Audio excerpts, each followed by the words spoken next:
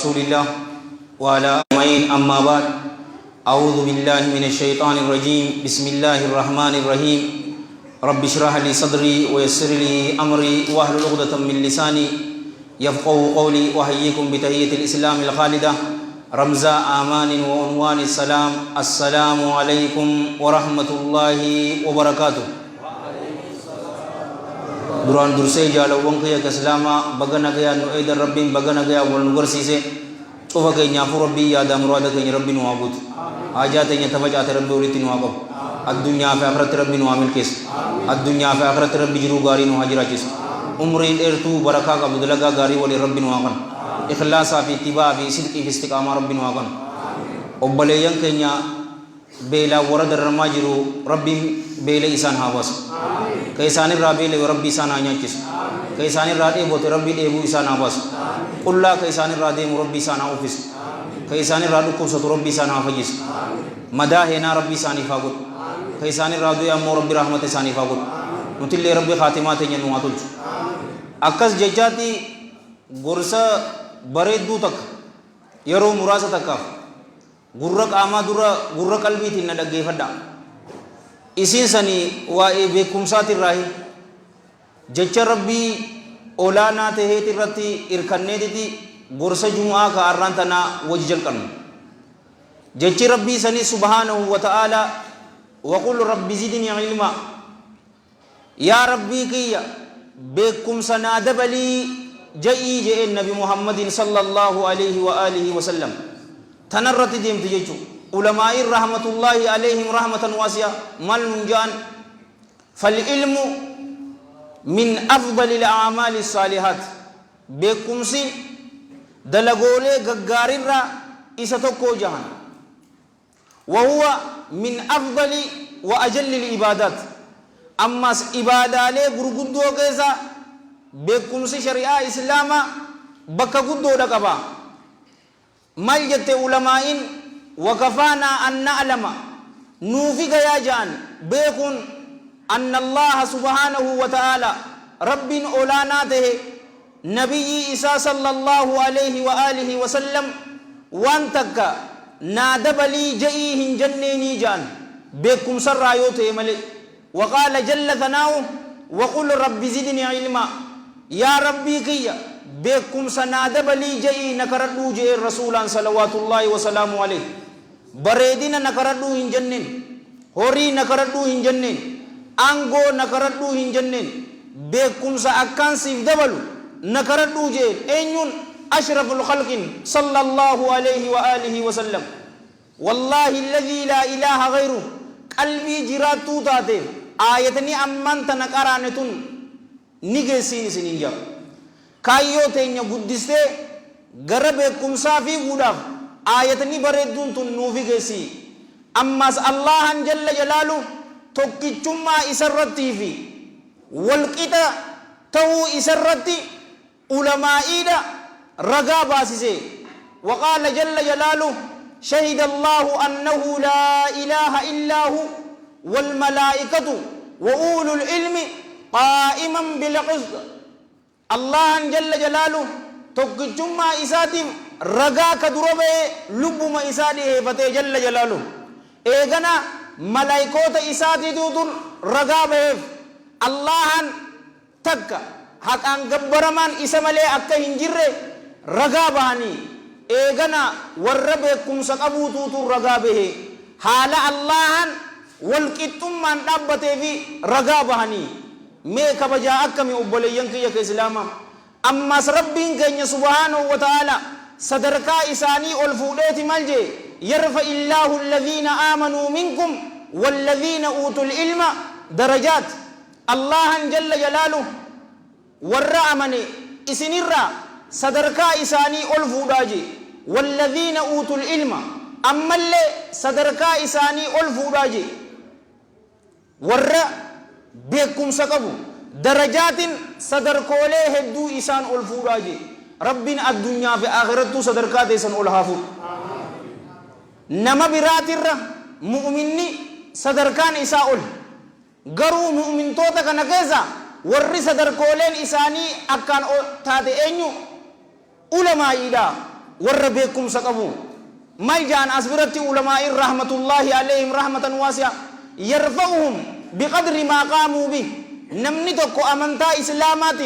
هم إني لفيتي صدركا إساء الدنيا في آخرة ألفودا جان أمانتنا إمام قدوة حديث قرانوس يوهن قرانيس شوفني كينيا كبين ما إمام أبي عبد الرحمن أبي هريرة عبد الرحمن بن صخر الدوسي اليمني رضي الله عنه إسا هالالومي صحابوتا تربة وراء كان حديث أوديس كيسا إني تكفر رجل رجال وانك يا كإسلاما رسول وري صلى الله عليه وآله وسلم أمتا أفرقو فجرات أمتا ميكو فجرات أمتا أفرقو غرو صحابوتا را عليهم من الله الرضوان نمني تكو حديث أكا إساتي نمني أوديس هنجرو صدركا إسا أكاني ألفود نما بيكم سقبو شفاتو همنوتي أمنتا إسلاماتي لفانتي الدنيا تنكيزتي مكان كينيا أكهن دبم نقرا آخرتي عبد الله بن عباس رضي الله عنهما إسان وايمن نمني بيكم سقبو نما برر آخرا كيزتي صدركا دبو تربا كنا في جي ربي صدركا ميغا كنا في صدركا دبو تربا ما بين الدرجتين صدركا تكافي تكا amata dhibba torba namaa deemsistu isaaniif kannaa jee obboleeyyan kee amata dhibba torba nama deemsistu sadarkaasan isaaf kannaa tanaafuu lubbuu teessan dura lubbuu xiyyaafillee jaalawwan kiyya ka islaamaa kaniin dhaamu maali gara beekumsaa haa deebinu ammas allahan mal jee qul hal yastawi alladhiina ya'lamuuna walladhiina laa ya'lamuun yaa nabi muhammadoo jeen sallallahu alayhi wa alihi wa sallam ja'iin إسانوان سيرا شريعة إسلاما بيكنيفي إسانوان شريعة إسلاما هم بيني والكتاه جيني جين أبدا حتى يلج الجمل في سم الخياط هم قال لي قدان مرفقل في سنكي ساندبرت تن معالغا هندبرو يروسا والكيت عملي والكيت هنتو صدركان علمائي جالو وانكي يك إسلاما أسيفي أسيمتي رسول الله صلى الله عليه وآله وسلم كما في الحديث الذي رواه الإمام ابن حبان في الثقات وابن عدي في الكامل وابن عساكر في تاريخ دمشق والبيهقي في الكبرى وفي الدلائل وصححه علامة الألباني في المشكات المصابيح رحم الله الجميع رحمة واسعة من حديث أبي هريرة رضي الله عنه قال قال رسول الله صلى الله عليه وآله وسلم يحمل هذا العلم من كل خلف أدوله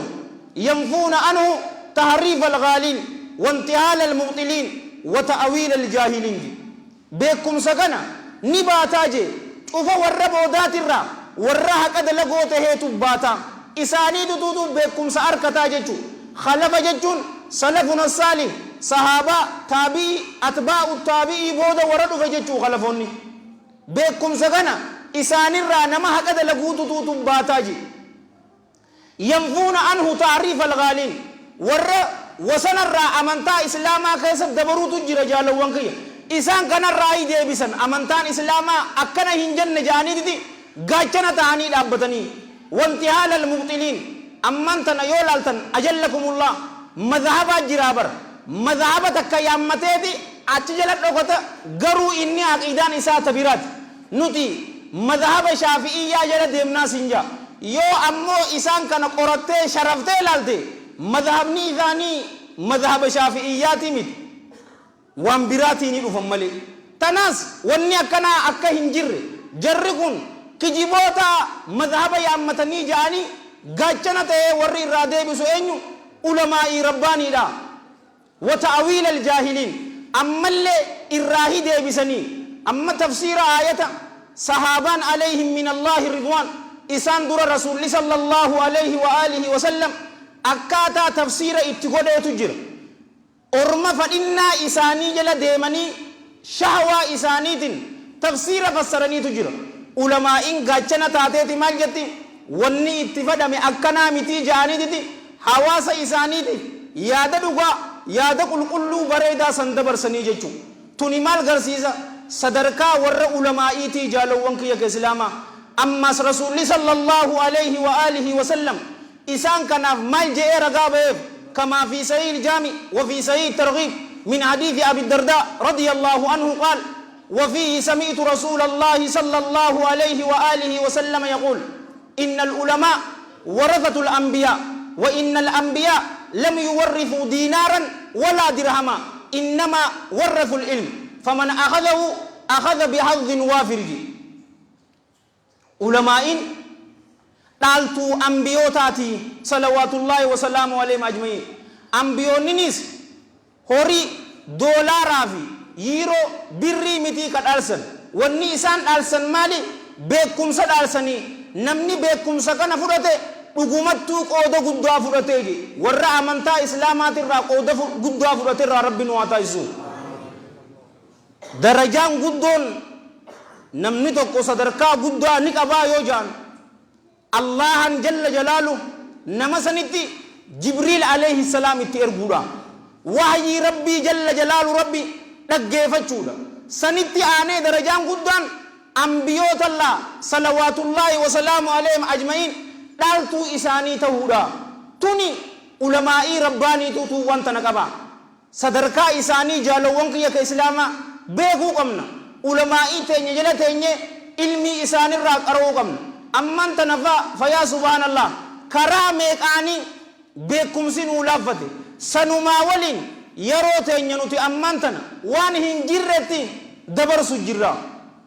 Yoo amman tana masgiida dhuftan masgiida keessa tafsiirini qaraama sheekoolee riyaadu saalihiin qaraa'isan akka beekumsa nuti qabnutti nama muslim bukhaari haa gabaabsinu sunanu sittaa qaraasitu jira. Yoo masgiida keessan masgiida alladhii hin jiraanne hamma namni tokko isinii dhufee isin qaraasisu eeguu hin qabdanii isin nama beekumsa qabuun nu qaraasisaa jechuu qabdan. Ani sa'a 24 guutuu beekumsaaf kannaa isiniin jechuutti hin jiru. Namni guyyaa sa'a 24 keessa sa'a takka beekumsaaf ni dhabdanii na deebisa. Garuu masgiida keessan kana keessa ilmiin qara'amutti ni jirti yaada dhugaa deebisi. Naman gaddisiisu duwware masgiida guddaa bareedaa kana arra duraas an ni yaadadha gaaf tokko dhufee bara muhaadaraa waa'ee gaflaatiin isinii godhe gaafa takkaas dhufeetiin magriibaa fi ishaa'ii idduu waa'ee istiqaamaa isinii haasa'e ta gaflaasan hoggusatiin dhufee woofiinaa godhe adeero takkammaa guyyaa alhadaa sa'a 4 ittiin dhufe ilammaan sa'a 5 guyyaa saniis masgiida keessan qaraatiin hin jiru. Dubaree akkamitti safar ammistanyaan tun istaandaawtu taatee nama biraa waliin akkamitti wal dorgomtan boo? Ani ofii naa godhaaboo baqeesseetumaan deema yookaanuu garaan na boqoqa hin danda'u mana yoon dhaqereefuun tanamaa hin jennee nan jette. Ammistanyaa keessaa khatiiba tokko akkamitti dhabdan boo? Ni qabdanii? Aboo baqeessi rabbii jira. Cufa keessan deebisaa ni qabdanii? Ammistanyaa tanatti kadhalateen baan ani gandaa fi gosayyoo nama labsuu miti. Hakiima san ka islaamaati malee ka dirree dawaatii miti. Antanaan beeka beeka. Garuu nama tokko akkamitti ganda kana keessaa baasuu dadhabni boo? Cufni isiitii nuti iyyaal dirree boo naahnu waxanii jechuun maal faayidaa qabdi? Waxii nyaadhu maal sii goote waxanummaan ta'e? Mee ilaaliga nam tokko moo? Gara ilmii deebi'uu qabnaa jaalawwan kiyya ka islaamaa ulamaa'iidhaan nu qaraasisaa nuti jechuu qabnaa ni bara. Fi ammas namni beekumsa qabu yoo nu keessa jiraate hay hamma namni tokko isin jala dhufee nu qaraasisaa ja'uu eeydanii mas'uulummaa isinirra jiru tana hawaasa keessaniif qoma bal'attanii hin dabarsitanii. Rasuulli keenya sallallahu alayhi wa alihi wa sahbihi wa sallama كما في الحديث الذي رواه الإمام البخاري في صحيحه رحمه الله أكرمه من حديث عبد الله بن عمرو بن العاص رضي الله عنهما قال قال رسول الله صلى الله عليه وآله وسلم بلغوا عني ولو آية نرى جيسا جيبر بلغون أمري دا أججا أنين تشريفا كبجادا أن يرى جيسا الرجال المناماتي صلى الله عليه وآله وسلم آية تكوجي توني تخفيفة نورا خفيفيس قل والله أحد يو حفظي نجفاتو تقبا آية أفر حفظي كم نابر رسول صلوات الله وسلام عليه آية تكون الرادة برسا جيبر أجلكم الله نمني قرآن حفظي قوتو قبو يوكا جوزة قرشان قبو يوكا جوزة قرآن جوزة تربو قبو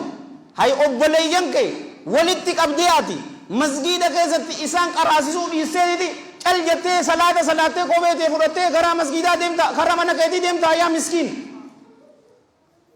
آیت تکو جیور اجلکم اللہ آیہ تخفیفہ نراغا وام بیتن چوفا گیسا انجن آیت متکن را گیسا جی